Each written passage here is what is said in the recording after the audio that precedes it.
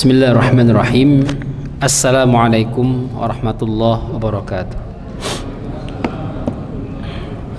Alhamdulillahirabbil alamin wa bihi nasta'inu ala umurid dunya waddin wassalatu wassalamu ala asyrafil mursalin wa ala alihi wa sahbihi ajma'in, amma ba'du. Hadirin rahimani wa rahimakumullah, mengawali kajian pada malam hari ini, mari sama-sama kita bermunajat kepada Allah Subhanahu wa taala. Mudah-mudahan kajian pada kesempatan hari ini diberkahi oleh Allah Subhanahu wa taala dan kita dimudahkan Allah untuk memahami perintah-perintah Allah Subhanahu wa taala sehingga membuat kita semakin berupaya meningkatkan kualitas ketaatan kita kepada Allah Subhanahu wa taala. A'udzubillahi minasyaitonir rajim. Bismillahirrahmanirrahim. Raditu billahi rabba wa bil islami dina wa bi Muhammadin nabiyyan wa rasula. Allahumma rabbana zidna ilma warzuqna fahma. Allahumma arinal haqqa haqqan warzuqna ittiba'ah wa arinal batila batilan warzuqna ijtinabah waj'alna mimman yastami'una alqawla fayattabi'una ahsanah wa adkhilna bi rahmatika fi ibadikas salihin. Ya Allah, mudahkanlah seluruh jamaah yang hadir pada kesempatan ini dalam memahami kajian yang ada pada hari ini. Ya Allah, jadikan ya Allah yang kami dapatkan hari ini menjadi asbab kami semakin berupaya meningkatkan kualitas ketaatan kami kepada-Mu ya Rabbal Alamin.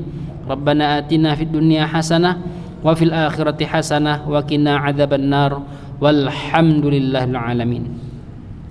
Bapak Ibu yang dirahmati Allah Subhanahu wa taala, pembahasan kita masih berkaitan dengan hukum qisas. Pada 2 pekan yang lalu, kalau saya tidak salah, kita sudah membahas tentang hukum qisas atau qisas bagi orang yang melakukan pembunuhan secara tidak sengaja. Kemudian ada qisas bagi mereka yang melakukannya shibhu atau seperti sengaja. Kemudian ada yang melakukannya dengan sengaja. Dan kita sudah menyampaikan juga bahwa apa kriteria orang yang layak untuk dijatuhkan hukum qisas. Apakah semua orang yang membunuh orang lain layak dibunuh atau tidak? Di antaranya sudah kita sampaikan bahwa hukum qisas hanya berlaku pada mereka yang sudah baligh. Artinya pembunuh anak-anak dia tidak boleh diqisas. Yang kedua, bahwa orang yang membunuh itu dipastikan dia adalah lagi sehat, bukan lagi dalam gangguan jiwa atau sakit. Maka orang yang sakit dalam arti punya gangguan akal, punya gangguan jiwa, atau dalam istilah kita ODGJ, dia membunuh. Setelah dia bunuh dia ketawa-ketawa, dia bahagia, tidak ada merasa menyesal, ya, maka mungkin dia sedang dalam ODGJ, dia juga tidak patut dihukum atau diqisas. Bapak Ibu yang dirahmati Allah Subhanahu wa taala, kemudian perlu kita pahami bahwa hukum qisas itu tidak serta-merta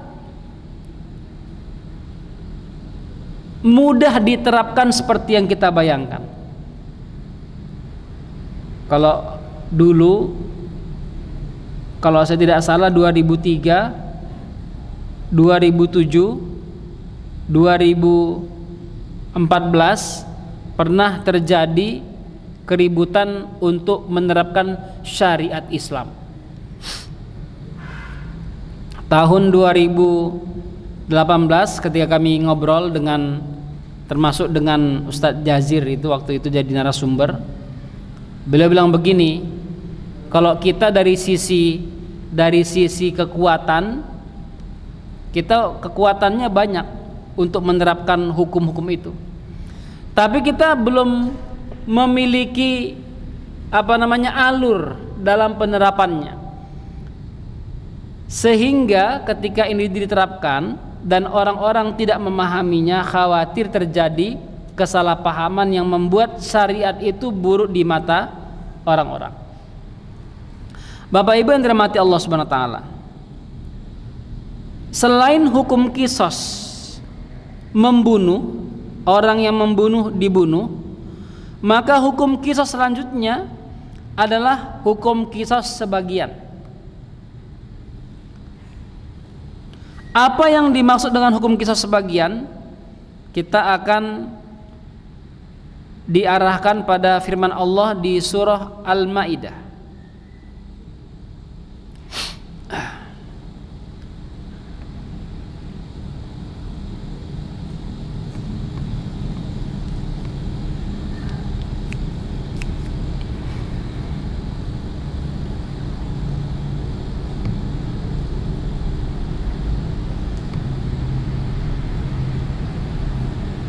Baik. Surah Al-Maidah ayat 45. Allah Subhanahu wa taala berfirman,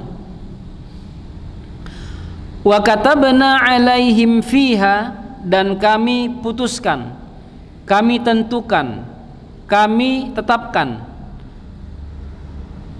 ke atas mereka kaum muslimin, fiha, dalam perkara qisas, annan nafsa, bahwa jika terjadi pembunuhan atau penghilangan nyawa seseorang, bin nafsi, maka diganti dengan nyawa. Dengan catatan ketentuannya tadi sudah kita sampaikan Bapak Ibu, ya, dengan ketentuan yang sudah jelas di awal. Bukan hanya jiwa, tetapi wal aina bil aini. Seseorang yang menghilangkan mata orang lain, maka matanya juga dihilangkan, sebagaimana dia menghilangkan mata orang lain. Wal anfa bil anfi, dan hidung dengan hidung.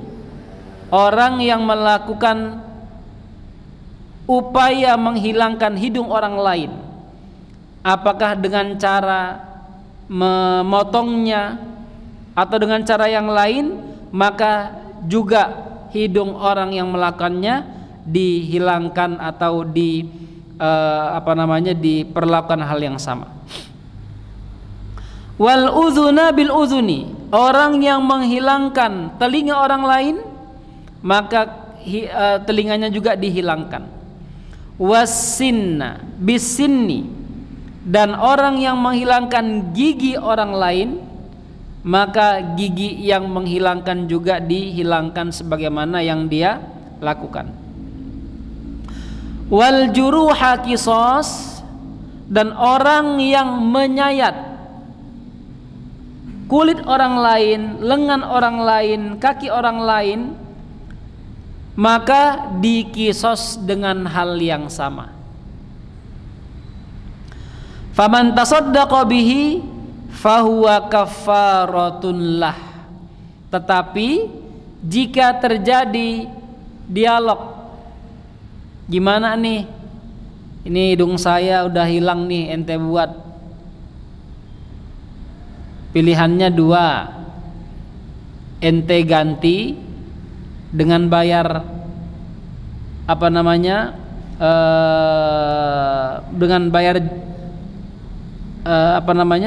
ganti rugi, atau hidungnya ente dihilangkan juga. Tapi kalau dia sudah memilih untuk membayar ganti rugi, maka itu menjadi penebus kafarah, penebus dari apa yang sudah dia lakukan. Wa man lam yahkum bima anzalallah, dan barang siapa yang tidak berhukum dengan apa yang Allah tentukan, faulaika humuz zalimun, maka mereka adalah orang-orang yang zalim. Bapak Ibu yang dirahmati Allah Subhanahu wa taala. Tetapi apa yang kita sampaikan ini, ya, ini berlaku kalau semua kita sepakat dalam negara atau sepakat untuk memegang hukum Islam sebagai panduan di negara kita. Kalau tidak, maka tidak usah ribut-ribut. Kita dirikan dulu hukum Islam dalam diri kita, kemudian dirikan Islam dalam diri keluarga kita, baru kita ajak orang lain untuk mendirikan Islam dalam dirinya masing-masing. Kalau semua orang sudah mendirikan syariat Islam dalam dirinya, maka insya Allah syariat Islam akan tegak di muka bumi ini. Bapak Ibu yang dirahmati Allah Subhanahu wa taala. Kemudian kita akan beralih pada pelaksanaan hukum qisas. Bagaimana cara pelaksanaannya? Ada beberapa syarat yang harus dipahami dalam pelaksanaan hukum qisas ini. Terdapat beberapa syarat yang harus dipenuhi untuk dapat melaksanakan hukum qisas. Yang pertama, adanya kepastian pelaku kejahatan. Kalau sekarang ini kan orang lain bisa membunuh dengan tangan orang lain. Kita kemarin sampaikan kalau ada orang membunuh dengan tangan orang lain, yang dibunuh bukan yang senjatanya, tetapi otak pelakunya dibunuh. Maka kalau kita kembali mau membahas dulu misalnya KM 50, maka itu yang dicari otaknya, siapa yang pelaku atau penggagasnya. Yang kedua, bahwa syarat pelaksanaan hukum qisas adalah keterbatasan hukuman pada pelaku kejahatan. Tadi kita bilang kalau pelakunya adalah orang yang belum memenuhi syarat, maka tidak bisa dihukum dia. Tapi kalau sudah masuk kriterianya, maka dia akan dihukum. Kemarin kita kasih contoh, ada seorang kakak yang ditinggal berdua sama adiknya oleh kedua orang tuanya. Main-main, qadarullah mainnya sampai ke tempat pemanggangan. Adiknya disuruh masuk, lalu dia putar panas untuk memanggang. Pulang-pulang ayahnya, ibunya nyium bau daging panggang. Qadarullah adiknya kepanggang dalam dan sudah meninggal. Lalu anaknya ini dipolisikan sama kedua orang tuanya. Ya. Walaupun sakit, maka anak yang belum balik ini tidak bisa dijatuhi hukuman. Malah sebaliknya, yang dijatuhi hukuman siapa?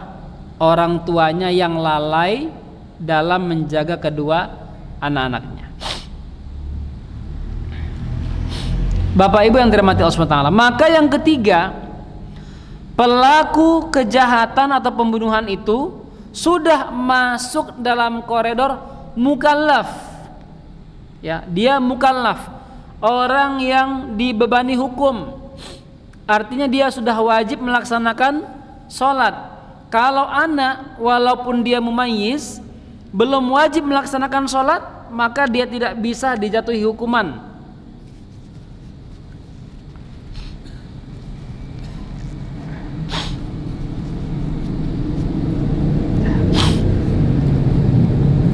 Maka dulu di zaman pertama Pak SBY memerintah Indonesia, kalau saya tidak salah, di sanalah mulai ada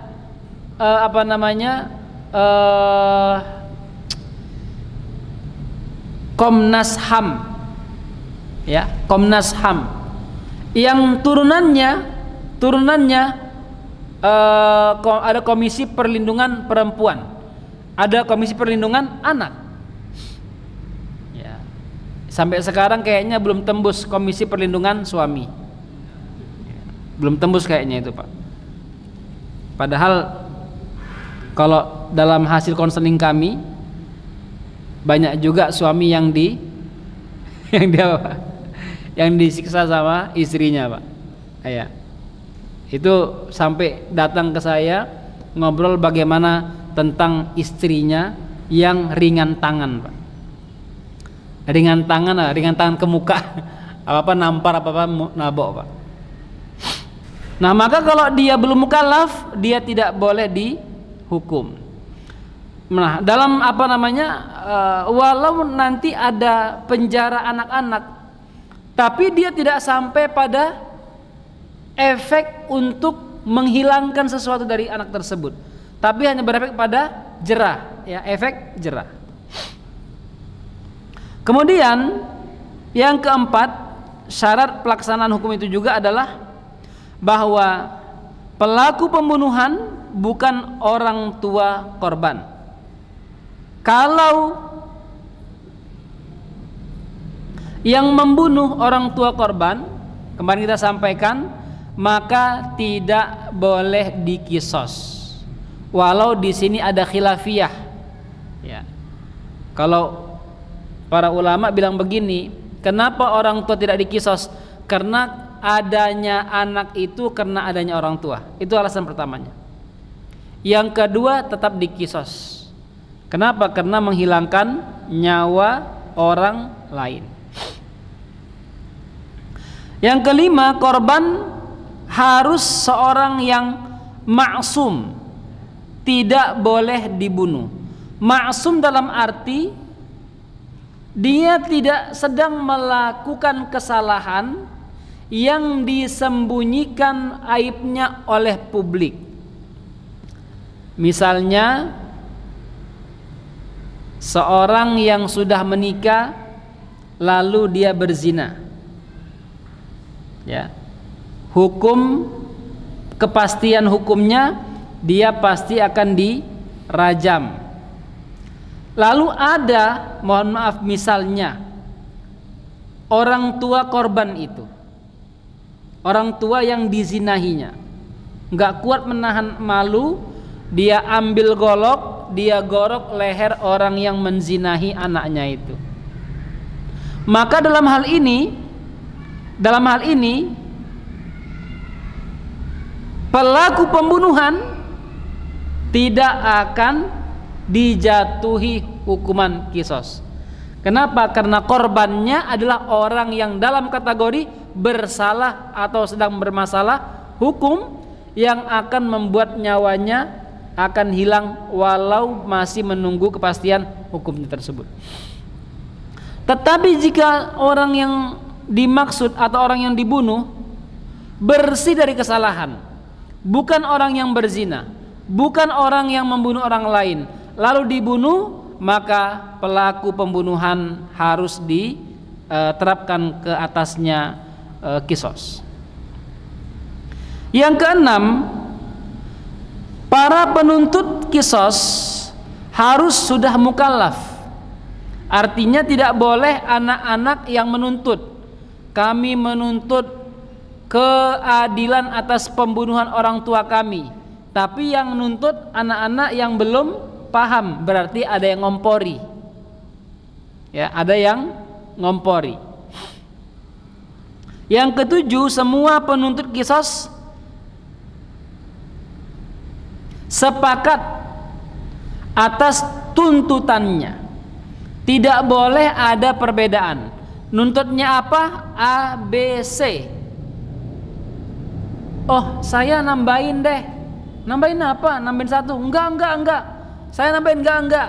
Akhirnya terjadi keributan. Maka kalau tadi seperti itu, hakim berhak untuk menolak tuntutannya.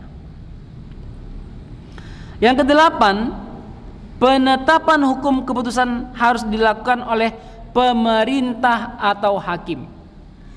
Tidak boleh ditetapkan oleh pengurus RT, RW, atau lurah, atau ketua ormas, Dulu mungkin kita ingat tahun 2002.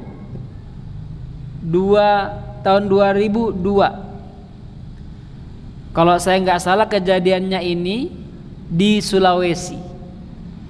Mereka hidup di tempat yang agak terpencil, tapi semuanya orang Islam, punya agenda sendiri.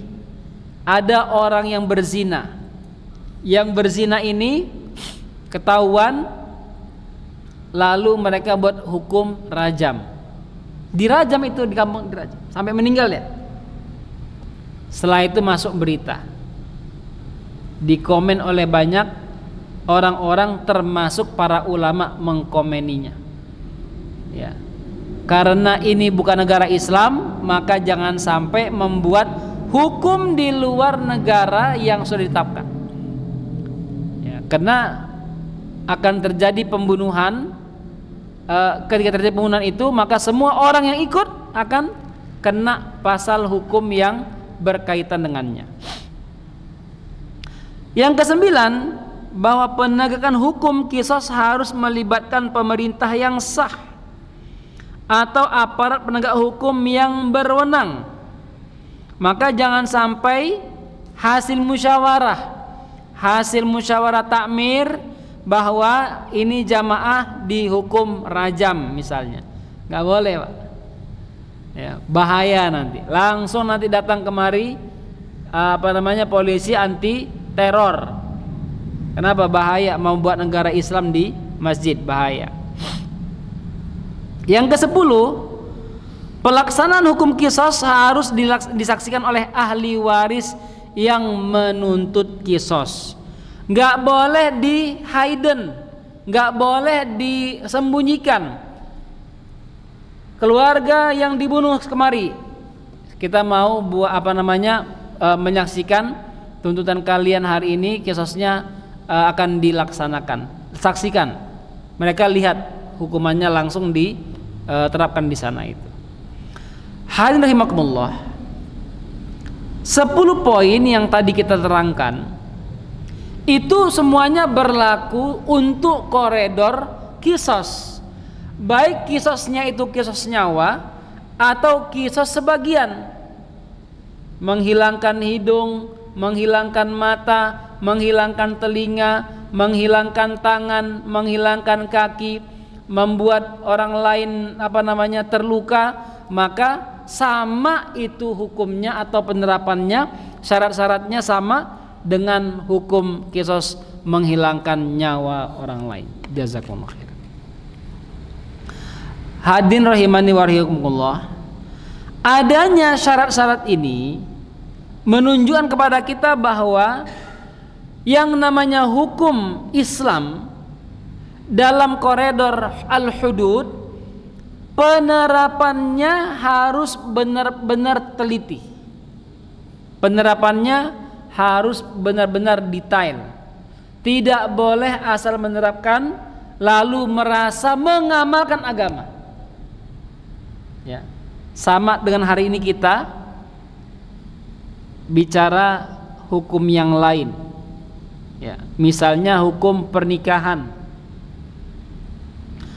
Pernikahan itu dalam Islam tidak mengenal foya-foya, tidak mengenal hura-hura, walau itu hari bahagia.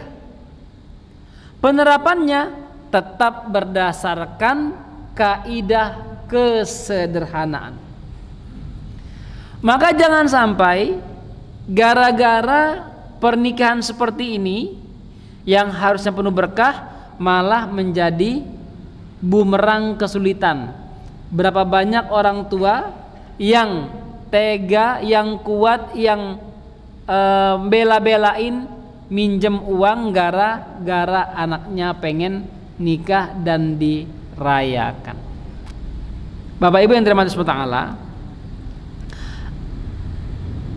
itu prolog dari saya untuk kajian pada hari ini. Jika ada hal-hal yang mau ditanyakan, kita diskusi. Bapak Ibu dipersilakan.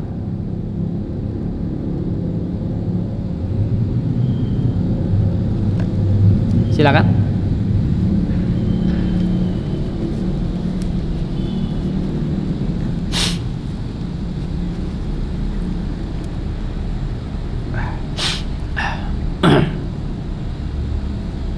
Boleh bertanya di dalam agenda kita, tema ataupun di luar tema.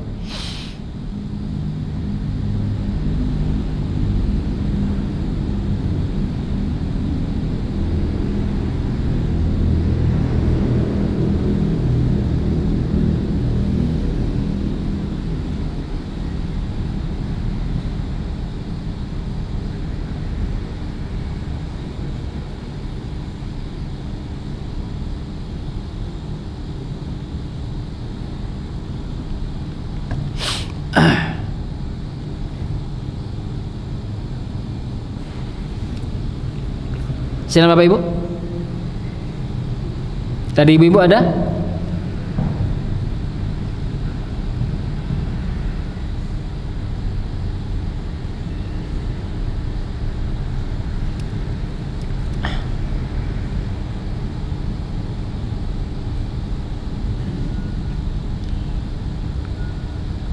Baik. Kalau tidak ada, saya tambahkan sedikit Bapak Ibu. Ini mumpung kita di bulan Rajab ya Bapak Ibu ya. Baik. Hadirin rahimakumullah. Sebentar lagi insyaallah kurang lebih ada 1,5 bulan kita akan masuk Ramadan, dan kita ini sekarang ada di bulan Rajab. Bulan Rajab dalam penanggalan Islam termasuk dari bulan yang Allah Subhanahu wa taala sucikan, bulan yang disucikan. Ada 4 bulan yang dikatakan bulan haram atau bulan suci, sebagaimana yang Allah sampaikan dalam surah At-Taubah ayat 36. Allah berfirman, inna iddatasy syuhuri indallahi 12 syahrun fi kitabillah. Sungguh hitungan bulan di sisi Allah ada 12 bulan sebagaimana yang Allah tetapkan dalam kitabnya Al-Qur'an. Minha arba'atun hurum, di antaranya ada 4 bulan haram. 4 bulan haram ini tiganya berturut-turut. Zulqa'dah, Zulhijjah, Muharram, yang satunya Rajab. Bulan ini Bapak Ibu. Dan uniknya tahun ini, bulan ini tanggal 1 Januari bersamaan dengan 1 Rajab. Ya. Dan saya yakin tidak ada yang kebetulan. Semuanya sudah Allah tetapkan. Dan ayat ini juga Bapak Ibu mau menyampaikan kepada kita, kalender itu selama hitungannya 12 bulan, maka adalah hitungan yang atau tahun yang diakui oleh Islam, mau sifatnya miladiyah ataupun hijriyah. Kalau bahasa menggunakan istilah Islam, maka ada kalender Qamariyah, ada kalender Syamsiyah. Tahun Masehi itu mengambil hitungan Syamsiyah, peredaran matahari. Peredaran matahari hitungannya 30-31. 30-31. Yang kedua tahun Hijriyah. Tahun Hijriyah mengambil hitungan Qamariyah atau peredaran bulan. Hitungannya 29-30. Begitu seterusnya. Maka nanti kita akan mendapatkan 1 tahun itu ada pengurangan kurang lebih 11 hari. Ya, kalau tahun ini Ramadan tanggal 1 Maret, maka nanti tahun depan dikurangin 11. Jadi tanggal 20 mohon maaf. Tanggal 19 Februari kurang lebih. Gitu ya. Kalau kita kurangin 11, tanggal 19 atau 17 Februari. Jadi hitungan ini diakui dalam Islam. Saya yakin Bapak Ibu sering membaca surah Al-Kahfi. Kalau di Masjid Istiqomah Pak ya, setiap malam Jumat ya. Bapak Ibu ingat ayat ke-25? Surah Al-Kahfi ayat 25. Allah berfirman, "Walabithu fi kahfihim salasami'atin sinina wasdadu tis'a." Penghuni goa itu berdiam di goa 300 tahun tambah 9. Arti ayatnya begitu, 300 tahun tambah 9 berarti berapa tahun? Berapa tahun? 309 tahun. Tapi kenapa ayatnya mengatakan 300 tahun tambah 9?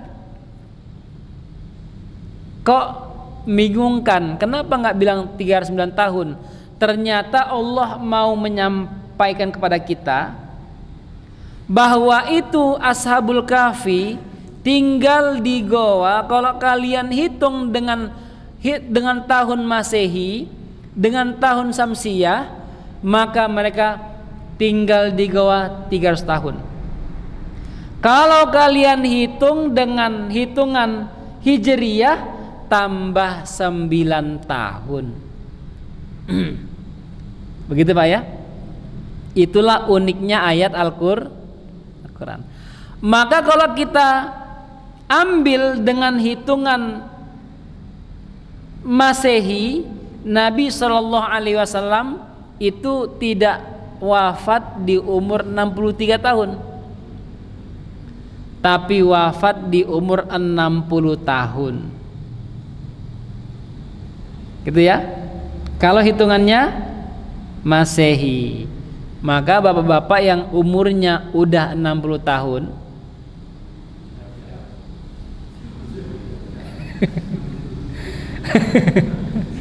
ya, berarti sudah dikasih banyak bonus. Gitu ya. Dan layak bersiap-siap.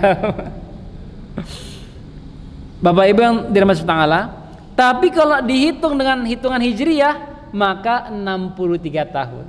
Nah, begitu maksudnya. Apa yang harus kita lakukan ketika masuk bulan haram atau masuk bulan Rajab?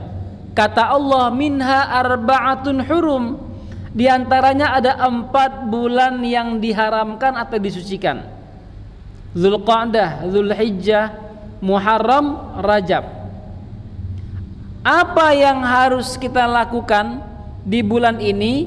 Kata Allah, fala tazlimu fihinna anfusakum.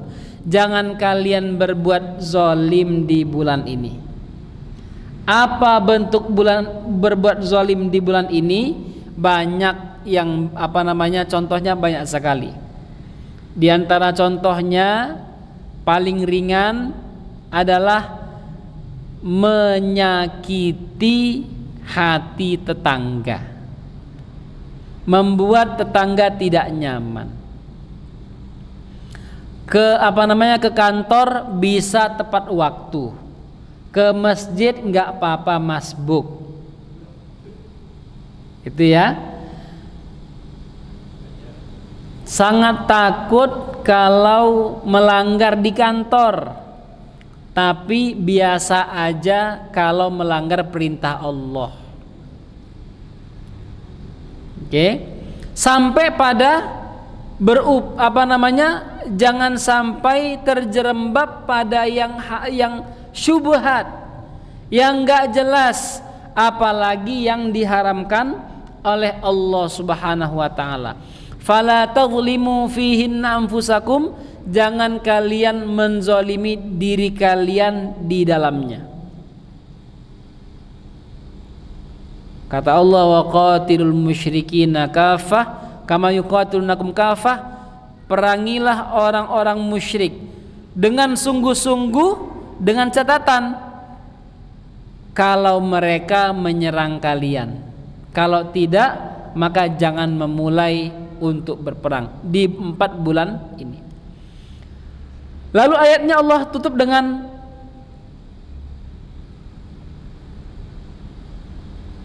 wa'lamu annallaha ma'al muhsinin ma'al muttaqin.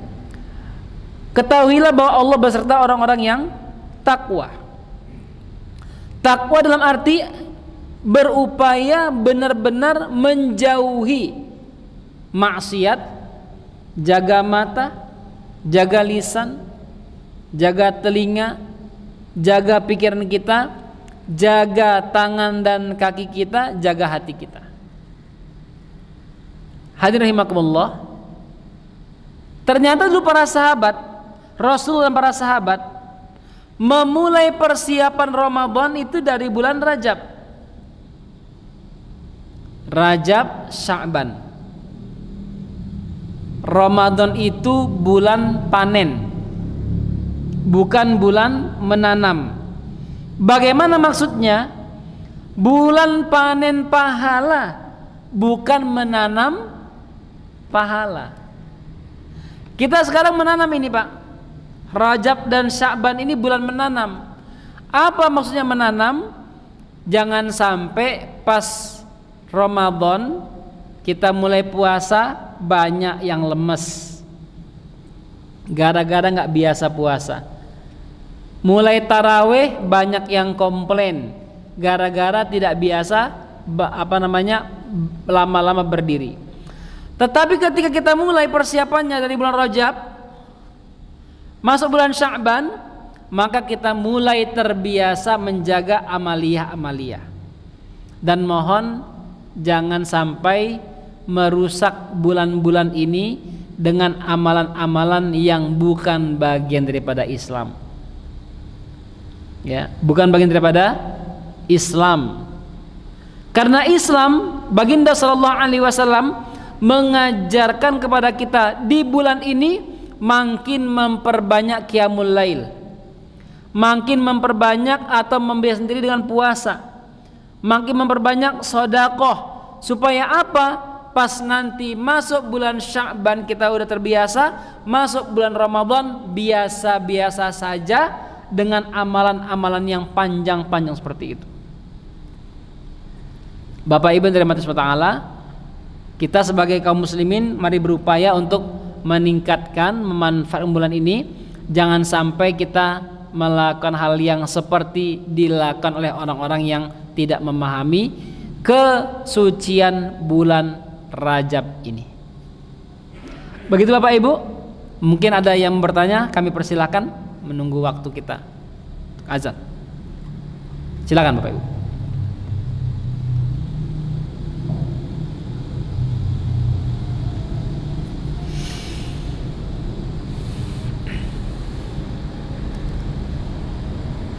Dari ibu-ibu ada, silakan.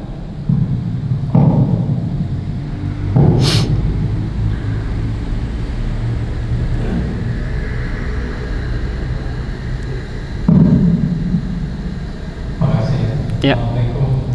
Waalaikumsalam. Mau tanya, kalau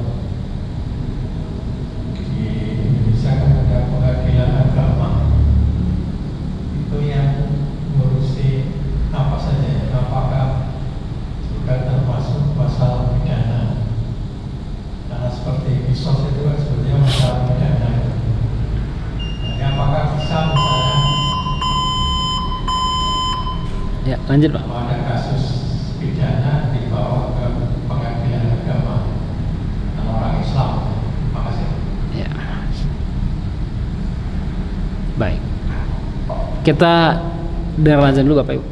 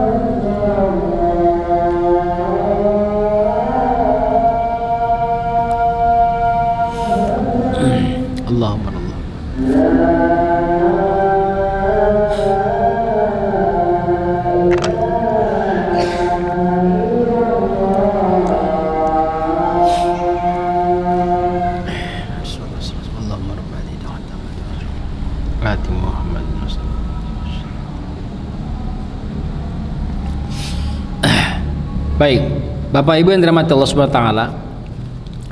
Kalau kita berbicara konteks Indonesia, pengadilan agama itu memang spesifik hanya membahas masalah 3 hal paling umum. Pertama, membahas tentang masalah pernikahan dan turunannya. Yang kedua, membahas tentang perekonomian termasuk zakat, infak, sedekah dan turunannya. Begitu. Kemudian berkaitan dengan muamalah.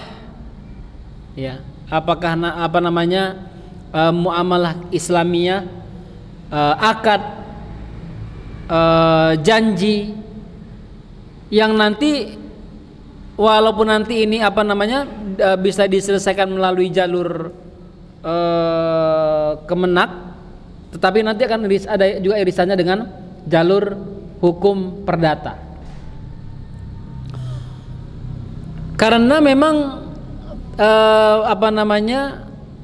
dari pemahaman negara sendiri, ya ranahnya hanya itu, Pak. Ranahnya hanya itu. Yang lainnya tidak sampai pada masalah kasus jinayat, nggak sampai. Bahkan ya tadi itu, semakin terbatasnya gerakannya, kan nggak ada pembahasan tentang kalau ini berzina diapain, nggak ada pembahasannya. Yang ada adalah bagaimana menikahkan orang yang berzina itu, Pak. Begitu. Jadi ranahnya memang ya mungkin masih saya nggak bilang sempit, Pak, ya. Tapi ranahnya masih terbatas, hanya hal-hal yang memang biasa terjadi di kalangan kaum muslimin. Sedangkan masalah hukum ditangani dalam hukum-hukum perdata. Kurang lebih demikian, Pak. Yang lain silakan Bapak Ibu.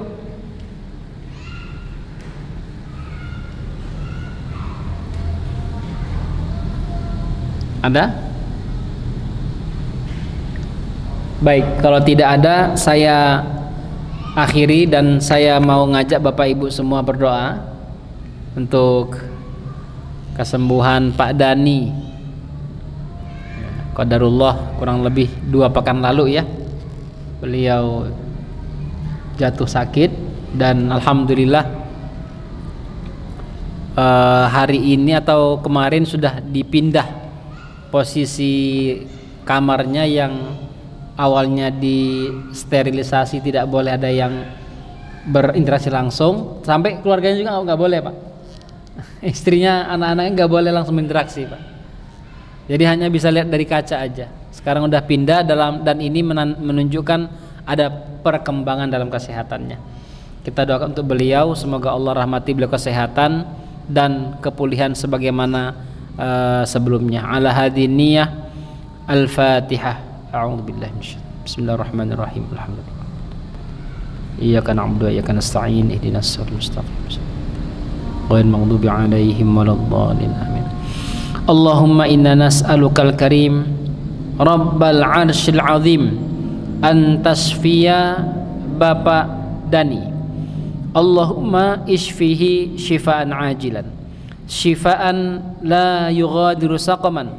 Allahumma inna nas'alukal karim Rabbal 'arsyil 'azim an tashfiyahu.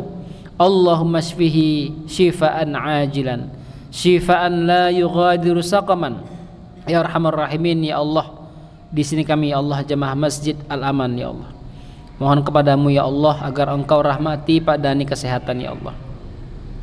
Kami mengetahui dan memahami ya Allah betapa aktifnya beliau dalam memakmurkan Masjid Al-Aman ya Allah, dan kami yakin ya Allah bahwa masjid ini rindu dengan beliau ya Allah.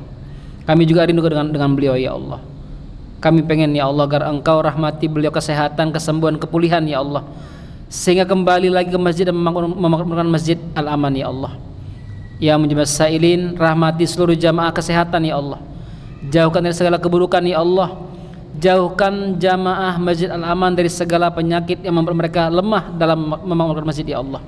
Rabbana atina fid dunya hasanah wa fil akhirati hasanah wa qina adzabannar. Subhana rabbika rabbil izzati amma yasifun wa salamun ala mursalin walhamdulillahirabbil alamin.